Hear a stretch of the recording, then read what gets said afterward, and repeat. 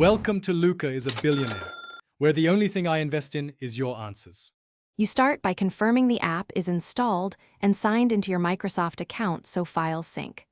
Open the specific workbook from OneDrive or import an attachment. This avoids duplicate versions. Once done, enable auto-save and grant storage permissions so edits persist. Make sure to close other heavy apps to free memory. Now tap the sheet you need and use the bottom tabs to navigate. These steps get you ready to edit without losing changes or creating confusing file copies.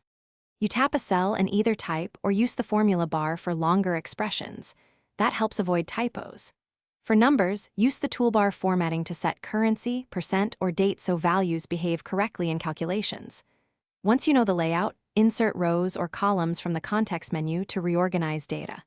For calculations, type equals SUM, A1, A5, or equals average, B1, B10, and press the check mark. These actions keep your sheet consistent and make later analysis reliable. You finish by reviewing edits, adding comments, and using the version history to revert if needed so collaborators see context. Then share with a link or export as XLSX or PDF and set edit or view permissions depending on the audience. If you encounter problems, like the file not loading, clear the app cache, update Excel, or download a fresh copy from OneDrive, that usually resolves corruption or sync issues. Finally, confirm recipients can open the format you chose before finalizing. Thanks for watching and please subscribe. It's the best investment you'll ever make.